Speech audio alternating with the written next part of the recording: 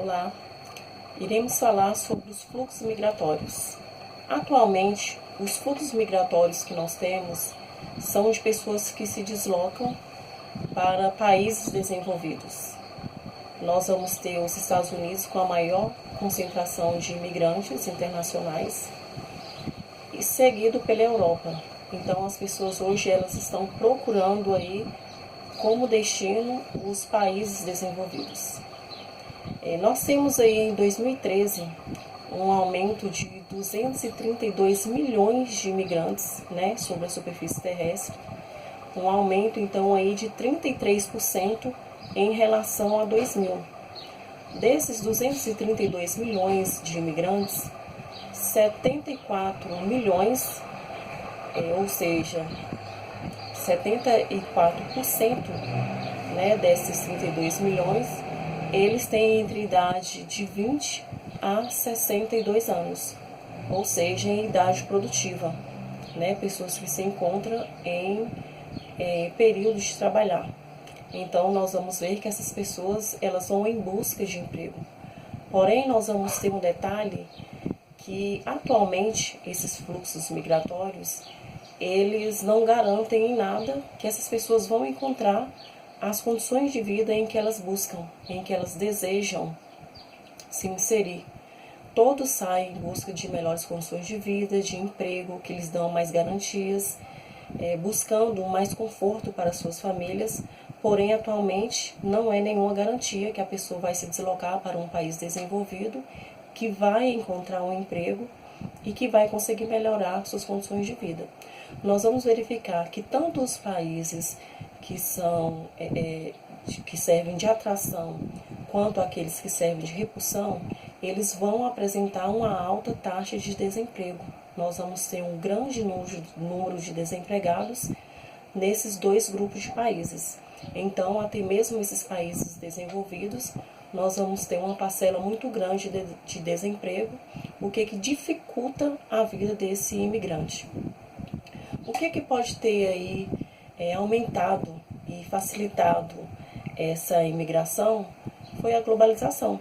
Se nós vamos ter um aumento no fluxo de mercadorias, um aumento no fluxo de capitais, nós vamos ter também uma melhoria nas condições nos meios de transporte e de comunicação, nós vamos ter então, consequentemente, um aumento no número de circulação também de pessoas.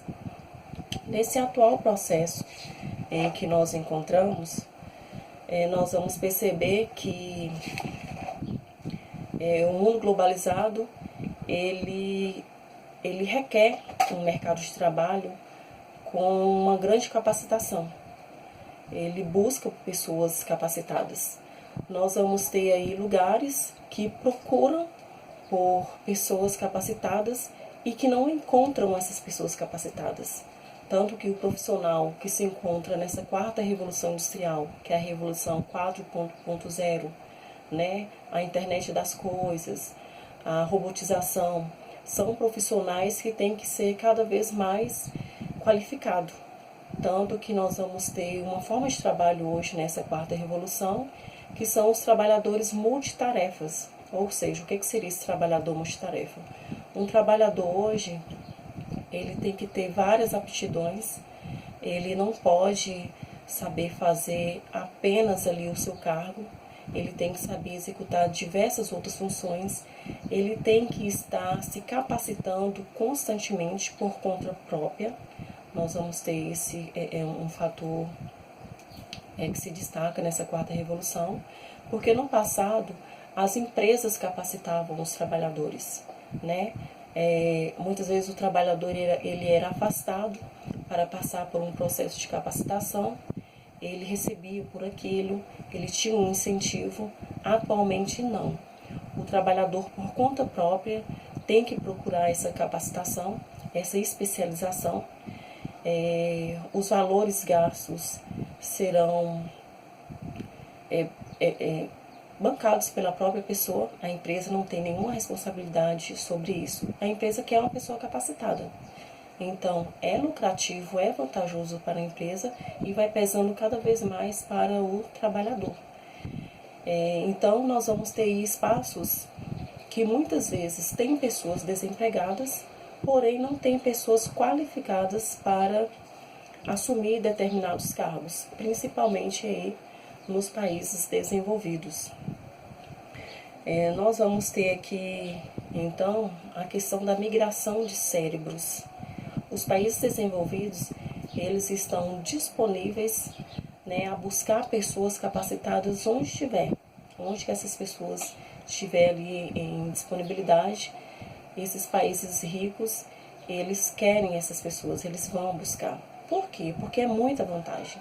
Esse grupo de pessoas capacitadas oferecem muita vantagem para os países desenvolvidos. Mas por que que eles saem do seu país de origem? Por que que eles não continuam ali prestando serviço no seu país de origem? Porque o país, na maioria das vezes, não oferece boas condições.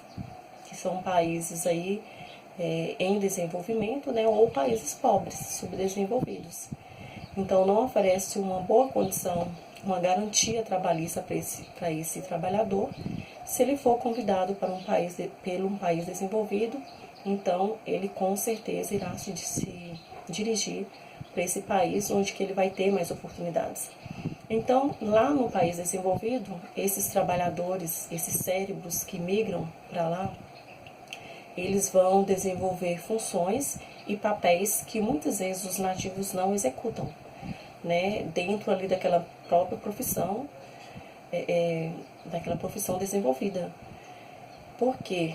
Seriam trabalhos noturnos, seriam quantidade de horas ali excessiva, que muitas vezes os nativos eles não aceitam essa forma de trabalho e o cérebro que migrou ele vai aceitar. Muitas vezes esse cérebro ele vai desenvolver esse trabalho numa competência melhor do que a pessoa do próprio país, com todo o entusiasmo, com toda a vontade e por salários menores, né? Então é muito vantajoso para as empresas contratar e buscar esses cérebros em outros lugares, porque são pessoas competentes, irão executar um trabalho com qualidade e por preços menores. E também fazem menos exigências, né, em relação aí ao trabalho que eles desenvolvem. Então é muito vantajoso para a empresa. Apesar de que esses fluxos migratórios eles se dirigem com constância para os países desenvolvidos, nós vamos verificar que países em desenvolvimento, principalmente os países do BRICS, né, Brasil, Rússia, Índia, China e África do Sul, são países também bastante visados atualmente, né, por pessoas altamente capacitadas e por empresas também altamente capacitadas, porque são países que têm ali, oferecem recursos para que a empresa ou a pessoa tenha um bom desenvolvimento.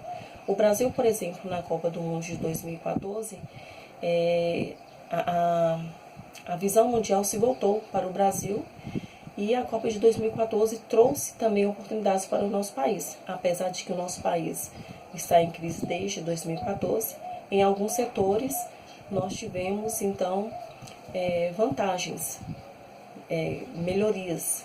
Então, muitas empresas e profissionais capacitados dos países desenvolvidos se dirigiram para o Brasil para realizar tarefas, serviços.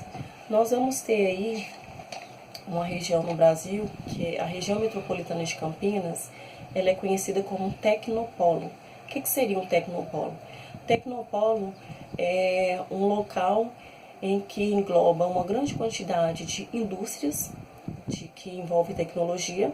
Essas indústrias elas vão se localizar próximo a faculdades, né? Faculdades de engenharia, de sistema de informação, onde eles já pegam, essas empresas já pegam esses estudantes para estarem desenvolvendo suas atividades dentro das fábricas das empresas, né? Já realizando um trabalho tecnológico em conjunto.